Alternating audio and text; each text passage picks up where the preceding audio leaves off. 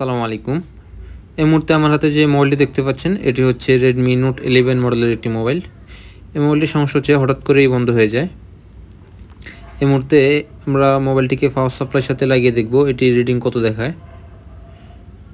আমরা মোবাইলটিকে পাওয়ার সাপ্লাইয়ের সাথে কানেক্ট করার পর দেখতে পাচ্ছি যে অটোমেটিক 2 রিডিং দেখাচ্ছে, অর্থাৎ আমরা পাওয়ার বাটন প্রেস করার আগেই অটো 2 রিডিং দেখাচ্ছে। এ থেকে আমরা যেটা বুঝতে পারলাম মোবাইলটি কোথাও না কোথাও শর্ট আছে। Redmi Note 11 মডেলের মোবাইলগুলোতে বিশেষ করে এটার যে 2G আইসিটি আছে এই আইসিটি শর্ট হয়ে যায়। অনেক ক্ষেত্রে দেখা যায় আইসিটি পুরো শর্ট হয়ে মোবাইলটি ডেড হয়ে যায়। এই মুহূর্তে আমরা এই আইসিটিকে পরিবর্তন করার মাধ্যমে আমাদের এই সমস্যাটি সমাধান করার চেষ্টা করব। আমরা প্রথমে মাদারবোর্ড থেকে আইসিটিকে খুব সুন্দরভাবে তুলে নেব।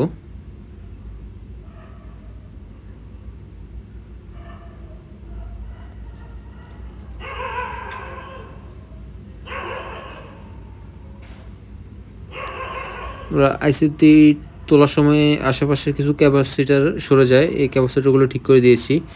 এই মুহূর্তে আমরা মাদারবোর্ডটিকে পুরোপুরি ক্লিন করে নেব।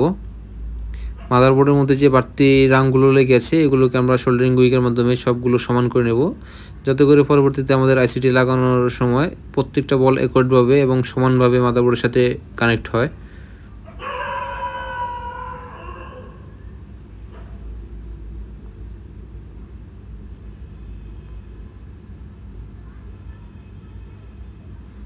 আমরা মাদারবোর্ডটিকে খুব সুন্দরভাবে ক্লিন করে নিয়েছি। এই মুহূর্তে আমরা একটি নতুন আইসি নেব।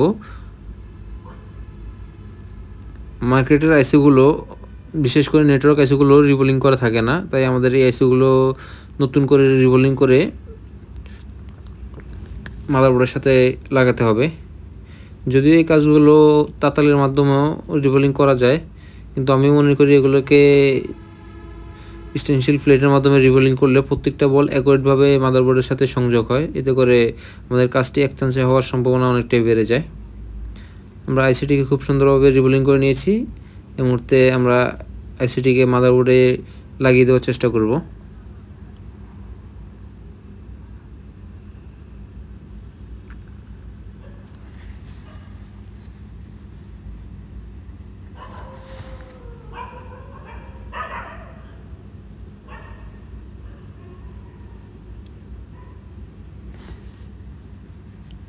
Note 11 এই মডেলটিতে এই সমস্যাটি কমন হওয়ার কারণে আমরা অন্য কোনো সেকশন না দেখে সরাসরি এটা যে 2G আইসি আছে এটিকে তুলে ফেলেছি।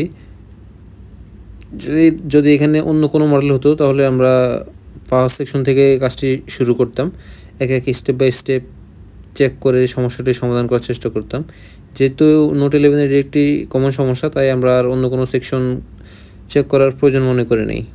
আমরা আইসিটিকে খুব সুন্দরভাবে মাদারবোর্ডের সাথে লাগিয়ে দিয়েছি। এই মুহূর্তে আমরা মাদারবোর্ডটি মোবাইলের সাথে সংযোগ দিয়ে দেখব আমাদের মোবাইলটি চালু হয় কিনা।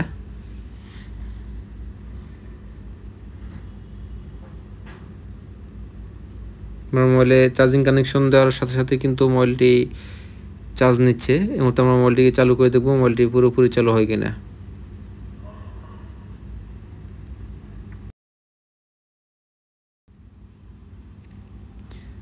আলহামদুলিল্লাহ, আমাদের মোবাইলটি কিন্তু পুরোপুরি চালু হয়ে গেছে।